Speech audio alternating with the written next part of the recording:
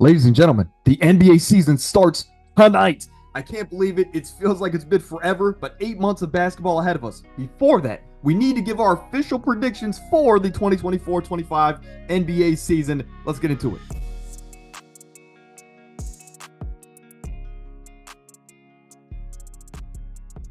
But let's talk about the MVP of the league. I'm going to give it to Luka Doncic. I know it's the boring pick, but I think it's the right pick. And this is a Dallas team that I was on the bandwagon last year.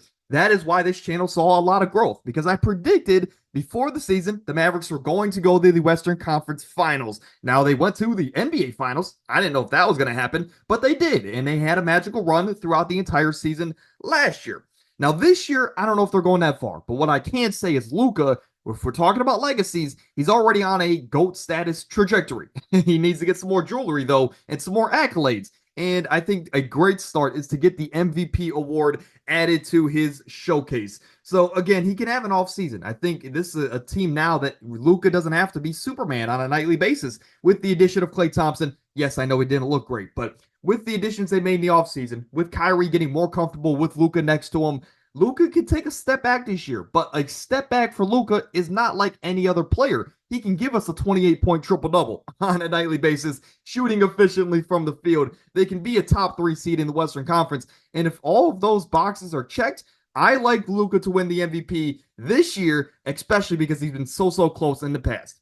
Defensive player of the year.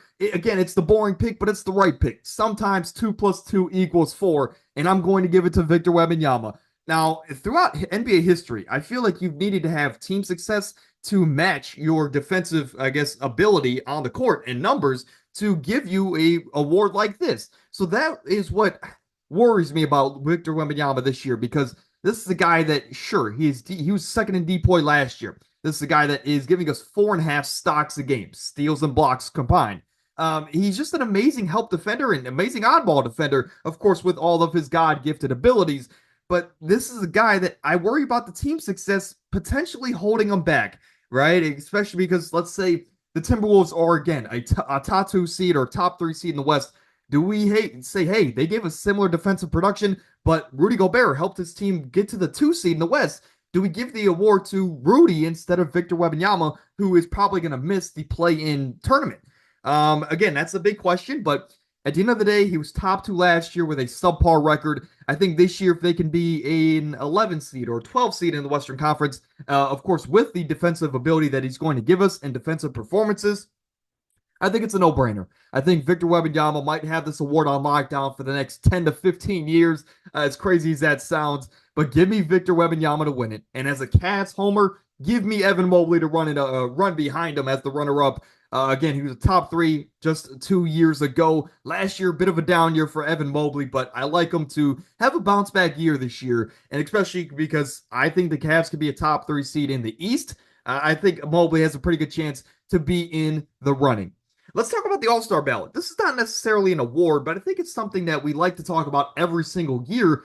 First-time All-Stars, right? There's some legendary players in NBA history that just never got on an all-star team. If we want to talk about modern players, he's not legendary, but in his own right, CJ McCollum was a tremendous player for years in Portland. Even last year, he had a pretty good year in New Orleans, but he's never been an all-star, right? Mike Conley, of course, he's such a valuable piece in the NBA, never been an all-star. There's plenty of players down the line that I can mention, but those are just some modern day examples of players that had great careers but could never get that nod to be an NBA All-Star.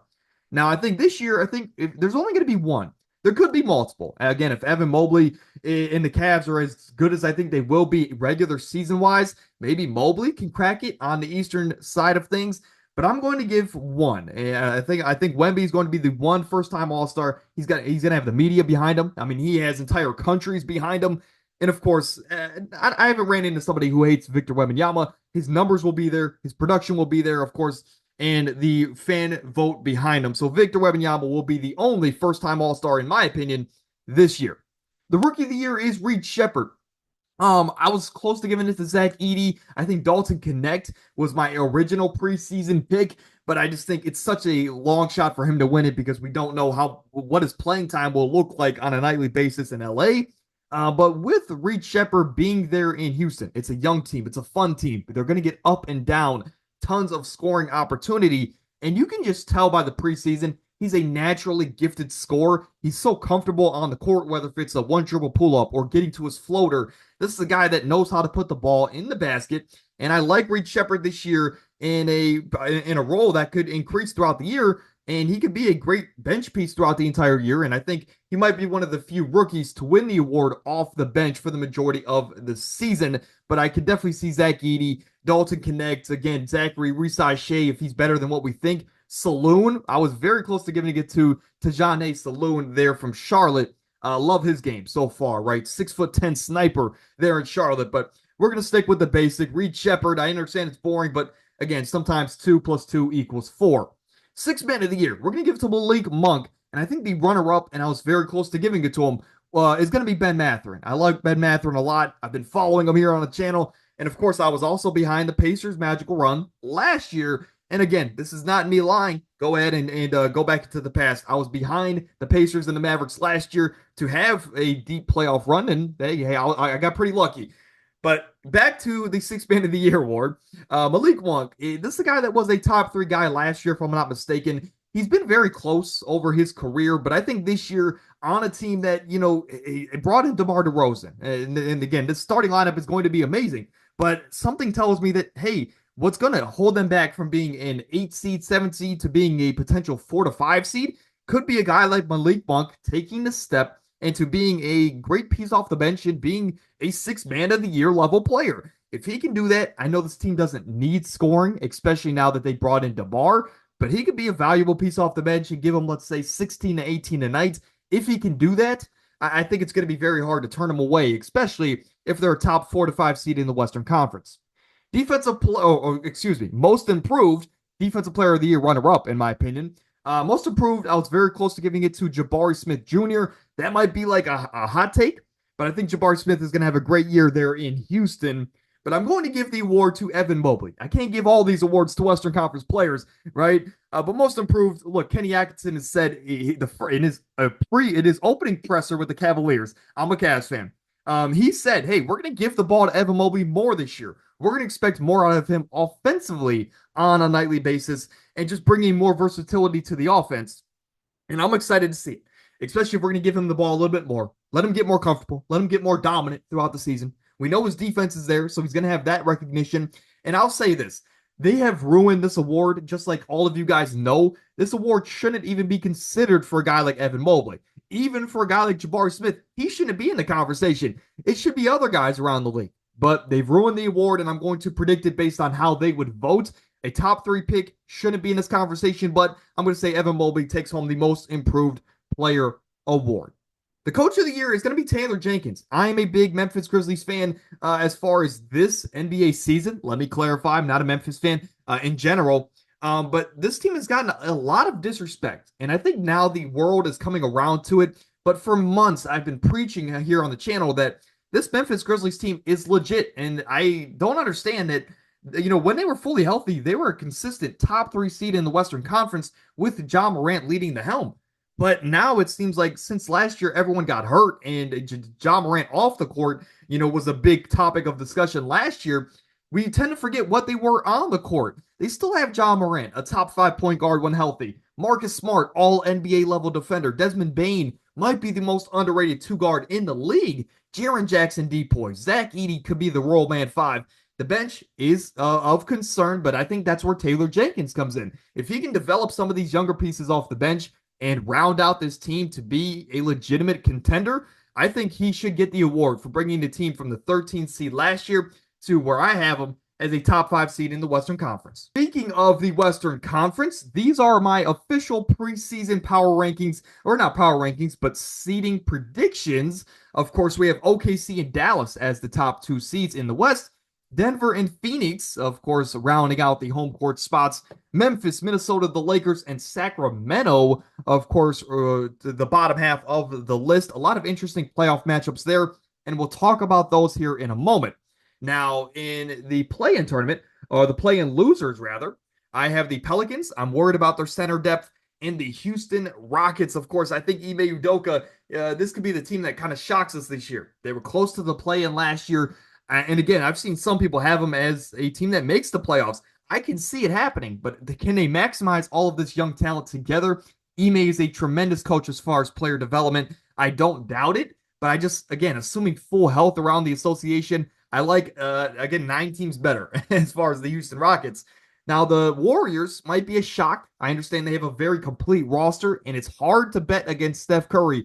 But assuming full health, I like 10 other teams better. Now, I can easily swap them out with the Houston Rockets and call it a day, right? And I'm not mad at that. If you have them, if they have the Warriors as high as 8 on this list, I am not mad at that. And let me clarify.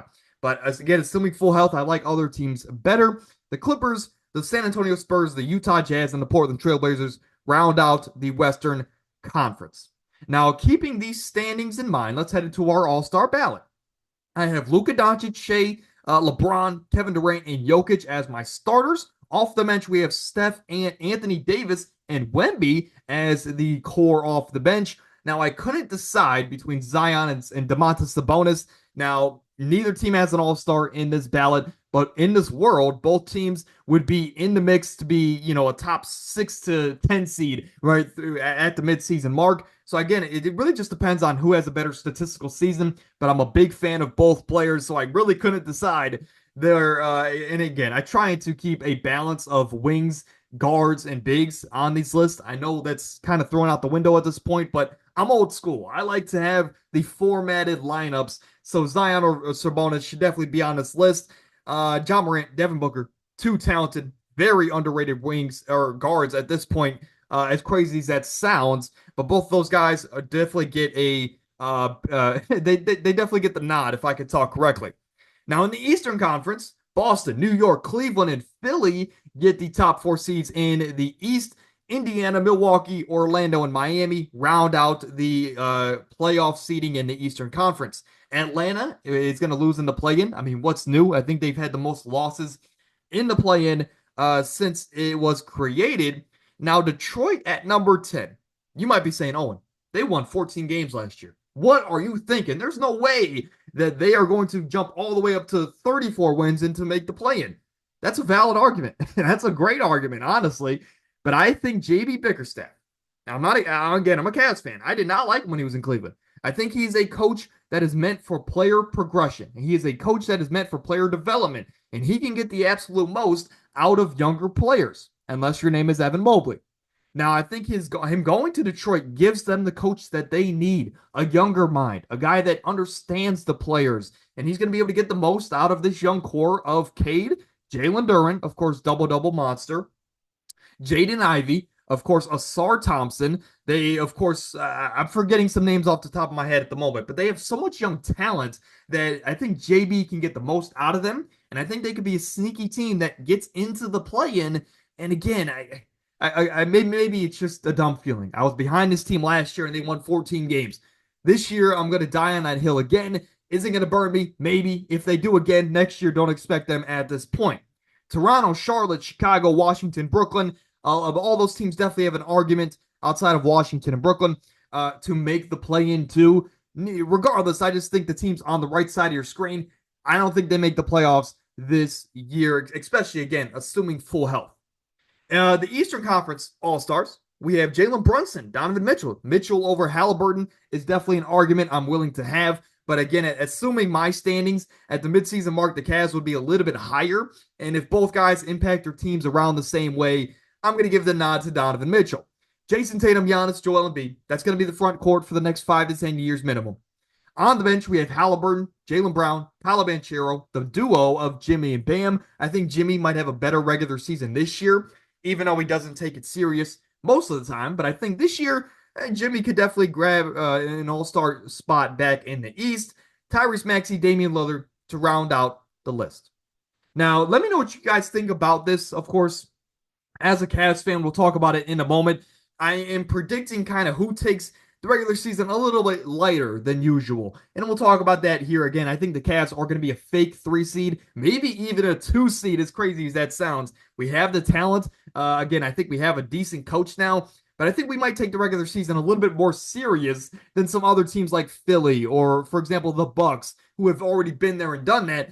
I think the Cavs might be the team that might be a 2 or 3 seed, but gets knocked in the first or if not the second round of the playoffs.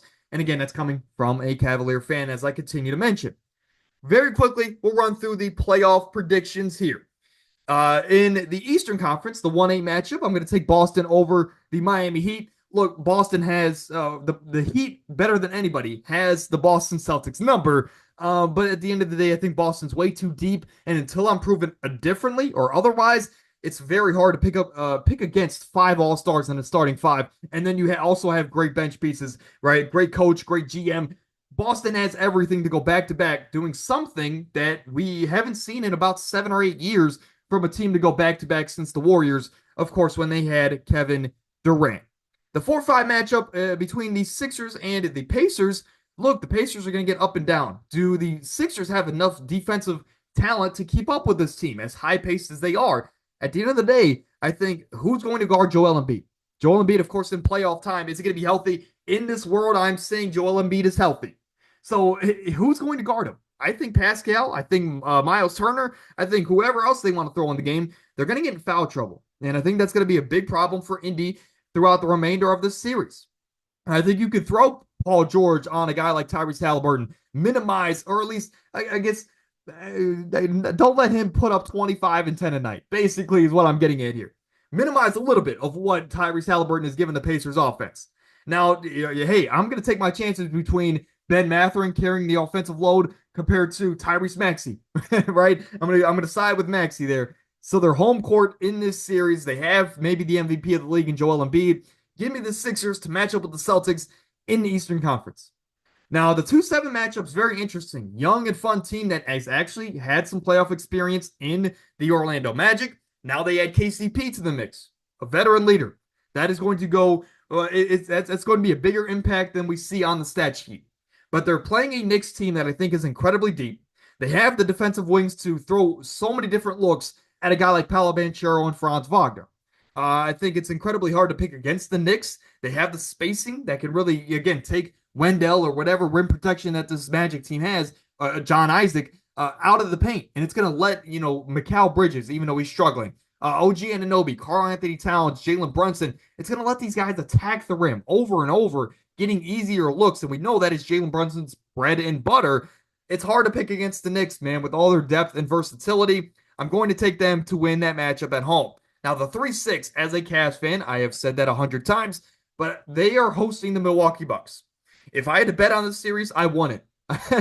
In fact, I would probably take the Milwaukee Bucks in this series because Giannis is just that damn good, to be completely honest. They have Damian Lillard. He still wants that ring. They have a hungry core of players. Bobby Portis has been there before. He's a veteran. Chris Middleton, if he can be healthy, he has been there before. One of the best complementary players in the league still, even though he's taken a step back. Brook Lopez is still in the mix. Of course, Doc Rivers, we worry about him when it comes to playoff time. At the end of the day, I'm going to be a biased fan, and honestly, I don't think either of these teams get out of the second round. But I don't know, man. I got a weird feeling that Kenny Atkinson might be the missing piece to actually, I guess, untap some potential as far as bringing Garland back to what he was, to bringing, again, Evan Mobley to that next level. Jarrett Allen has been amazing in preseason. And, of course, we have Donovan Mitchell to take us home. Can we find at least decent shooting from the wing position?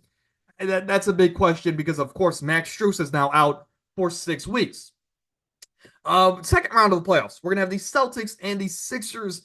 Look, I think this year my goal for the Sixers, and I talked about this weeks ago when I defined success for every NBA team, I said this year, let's just win a playoff series. We know big threes that are newly formed, they take a year to mesh. They take a year to figure out how do we maximize what we have here. For example, the Phoenix Suns. They had all the talent in the world, at least offensively, but they lost in the first round and pretty handily to the Minnesota Timberwolves.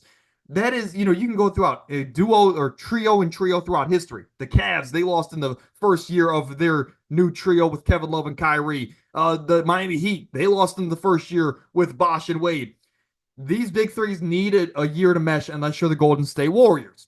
Now, with that being said, I think this year the goal is to win a playoff series. Get that monkey off of Joel Embiid's back. Now, in this scenario, you do that but you fall short to the Boston Celtics. They're too deep of a team. The 2-3 matchup, it is the rubber match here. Of course, 2 years ago, the Cavaliers lost to the New York Knicks. Excuse me, it's not a rubber match. Of course, the Knicks just beat us clean and outright 2 years ago as a 5 seed. But I think a different situation here, a more mature core of the New York Knicks. I think they get the job done over the Cavaliers, and we get the age-old matchup, the Knicks, the Celtics, who comes out on top, two big markets. The NBA media loves it.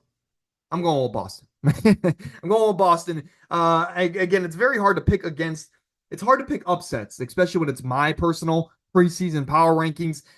Because again, I like the 1 seed better than the 2 seed, and that trickles all the way down. But at the end of the day, it's very hard to pick against upsets. We will revisit this throughout the season, so maybe we'll get some upsets along the way. But Thunder, Kings, a very interesting matchup. Even if Hartenstein is healthy, even if Chet is healthy, who is going to guard Domantas Sabonis? I think that could be a very interesting series. And again, I'm taking the Thunder, but I think it would be a 6 to 7 game series with the addition of DeMar DeRozan, with De'Aaron Fox and Shea going head to head. Again, very closer, a closer matchup on paper, a closer matchup in the game than it seems on paper, if I could talk correctly. But the Thunder, I would take them in that matchup there. The 4-5, interesting matchup. The young and fun Memphis Grizzlies versus the new look Coach Bud version of the Phoenix Suns. The Suns just have that point guard now. And I think, again, my advice to them is to move Bradley Beal to the bench. And I've talked about that in depth here. Being a bench player doesn't mean you play bench minutes. Let me just sum it up there like that. Let him sit on the bench for the first 5 minutes of the game and then implement him into the mix, especially now because you have Tyus Jones. They looked dangerous in the preseason. I know it's preseason. I know it's a small sample size. And I know Coach Bud sticks to his guns no matter what. But at the end of the day, they have the talent. And you can't really, I guess, bet against Devin Booker and Kevin Durant much in NBA history. But I'm going to take the Suns to match up with the Thunder. Storyline there with Kevin Durant playing the Oklahoma City Thunder. The Mavericks and the Lakers here, I'll keep it sweet and simple. The Lakers, they're fun. We all want to see LeBron get his 5th ring outside of Jordan fans, right? But I'm a LeBron fan at heart. He saved the city that I currently cheer for. But I can't bet against Luka Doncic in most series. So in this scenario, the Mavericks are more well-rounded than ever. They've had the Lakers number the last couple of years. Give me the Mavericks there. Now, 3-6 rematch of last year's semifinals. And I think this year, look, with the loss of Karl-Anthony Towns, I understand that it gives more toughness and actually more defense to this Memphis team or this Minnesota team. But I can't bet against a guy that I think is going to be on a bit of a revenge tour in Nikola Jokic. And I think we're going to see a step up from Michael Porter this year. They still have arguably the best starting 5 in basketball outside of the Boston Celtics. I'm going to stick with the best player in the world in Nikola Jokic in that series. But let's get into the Final Four. We have the Thunder and the Phoenix Suns. Now, in this matchup, who's going to guard Kevin Durant? But who's going to guard Shea? Who's going to guard Devin Booker? Who's going to guard J-Dub? There's so many talented offensive pieces in this series where I think no doubt it's going to be a very 6 or 7 game series kind of a feel. It's going to be like the Timberwolves and the Nuggets last year, where it's going to go back and forth throughout the entire series. We're going to throw a shot and we're going to throw a haymaker back at you. But in this series, it's very hard to pick against the Oklahoma City Thunder. I'll say this. If they didn't add Alex Caruso, and that is actually the deciding piece in this series for me, if they didn't add a guy like Caruso to at least minimize a little bit of what a guy like Devin Booker or Kevin Durant can do on a nightly basis, that I would probably take the Suns. I'd probably take the Suns in this matchup, but I'm going to take the Thunder, again, with how much defense they have. Now, they have a great coach as well. They have the star player to take them over the top. To me, a top 9 player in the game of basketball today in Shai Gilgeous-Alexander, but they just have everything. They're so complete. Almost too complete to really be confident in them, because we all kind of know something will go wrong along the way. But they have the playoff experience. They're hungry. They want to get to that Western Conference Finals, and I think this year they can do that. The 2-3 matchup, the matchup that we've all wanted to see for years now in the playoffs. Luka, Jokic, of course, 2 of the best European players in NBA history, not just in today's game. Arguably, this series would have the top 2 players in the game of Luka and, of course, Nikola Jokic. two teams that are well built around their star players.